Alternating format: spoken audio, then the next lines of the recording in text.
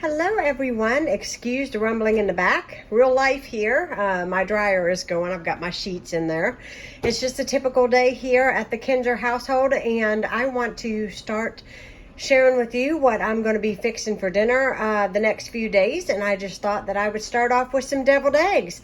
I had a lot of excess eggs and they really needed to be utilized. These are not the prettiest things in the world, but if you're curious what I put into them, I cut them in half. I take the egg yolk and I mix it with mayo, sweet relish, and some bacon bits. And then I refill it, and then I sprinkle a little paprika over the top. They're usually a lot prettier than what you're looking at here, because usually I'll use the extra large eggs or the really big ones. These are the small eggs. So that's why they're not really all that glamorous. Today I'm going to be fixing some fried chicken and mashed potatoes and some mixed greens, and we're going to have these to go along with it because I needed to use up the eggs and it just sounded really good to Ronnie, so I decided to make those. And I'm going to take you guys along every day for the next few days and show you guys what we're eating here. It is time to make the chicken, and I just really wanted to quickly go over what I use and what I do to make fried chicken. So yesterday I ran to the store. You will already have seen that video of my haul where I went to Walmart, and in here my chicken is soaking in buttermilk and a little bit of hot sauce, salt and pepper, and that's been sitting in there for 4 hours, and that's going to make it really, really good.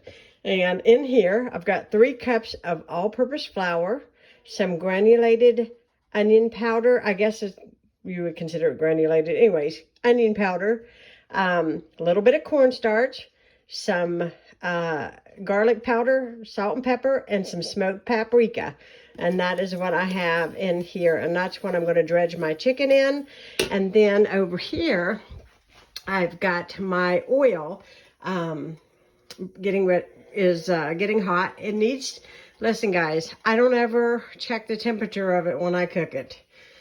It's supposed to be at least 350 degrees. Be sure that you don't overfill so that it overflows and catch your kitchen on fire. These are the rules. Please do not get hurt by standing too close and getting splattered by hot grease. And do not bring it up to temperature by turning it on high. It will get hot, guys. Just be patient with it. In fact, I turn it on. I just sit in a seat, browse my phone while it comes up to temperature, and it's all good. No, my pan is not dirty. It's just old. I've had it for a long time. One way you can tell that your grease is getting hot is by sticking a wood spoon in there. And if it starts to bubble around your wood spoon really, really good, you know that it is getting up to temperature. You see how it's going there? And that's just an old trick that somebody taught me a long time ago when I first started making this, and it has stuck. My oven's preheated at 350. I'm not going to leave it on. I'm going to let it get up to temperature to 350. I put my chicken, after it browns real good, on a paper towel. Then I put it on a foiled baking sheet and cover it all the way up and just keep it warm in the oven until I get the rest. And that way it also ensures that my chicken is done all the way through. Okay, I've got some sliced potatoes back here. I'm going to make some mashed potatoes just by using my KitchenAid mixer and some evaporated milk and some real butter. And then we're going to be ready to eat because I'm hungry. I am really, really hungry.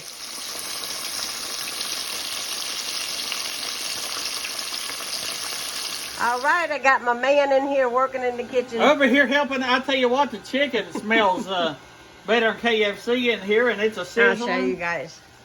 It's a sizzling. And you see it? Oh man, and it's hot in there. Yeah. And the mashed potatoes I am mixing. Yeah, there they are.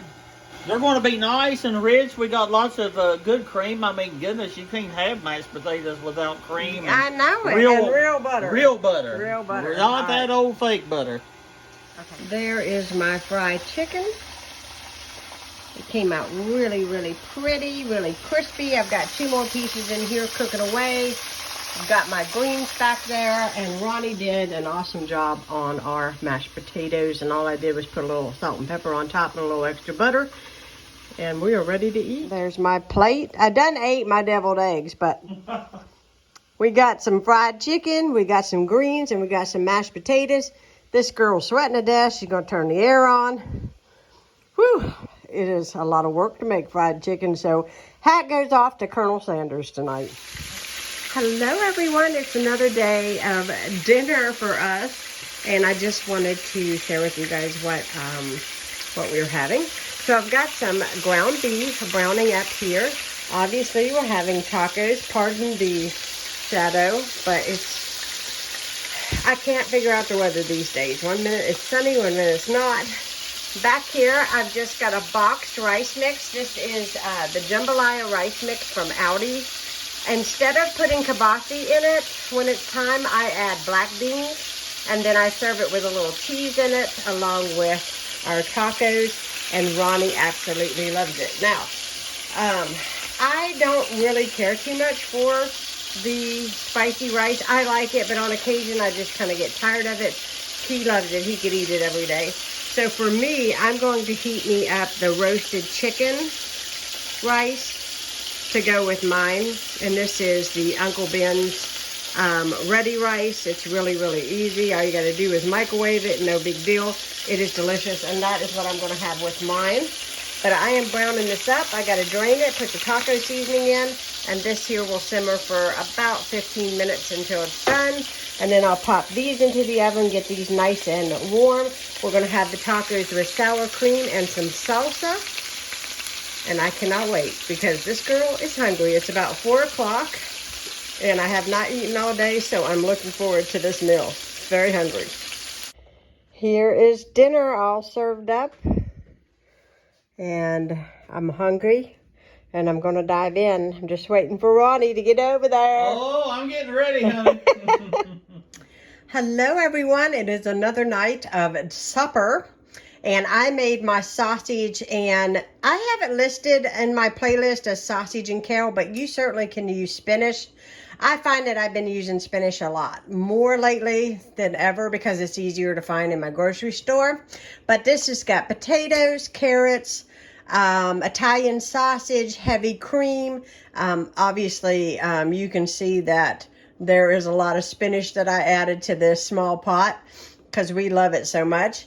And I also added a handful of cheese in there just to give it a little bit of cheese. My husband and I are big cheese fans, let me tell you. And then I have some good old-fashioned cheese toast in there to eat with it. But it is going to be delicious. And when I get mine served up, I will show you what it looks like.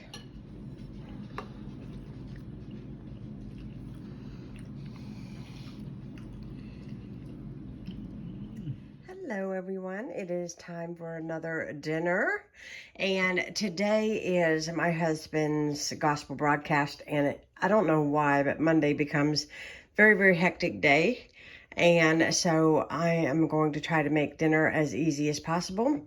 My father-in-law gave us a beef roast, and I have a little bit of olive oil, salt and pepper, garlic, some bay leaf, in there, and anyways, we're just going to let this do this thing. I'm going to make some mushroom gravy.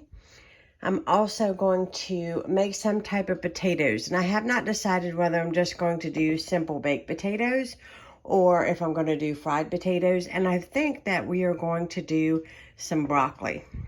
So we're just going to keep it really simple tonight. But I just have this in on high. For the first hour, I cook it on high, and then I turn it down low for the rest of the day. And I will show you what it looks like when it is done. It is supper time, and so I've already diced up some potatoes and onions. I hit that with some garlic, some ranch powder, salt and pepper, a little bit of olive oil in there, and it's going to be so good.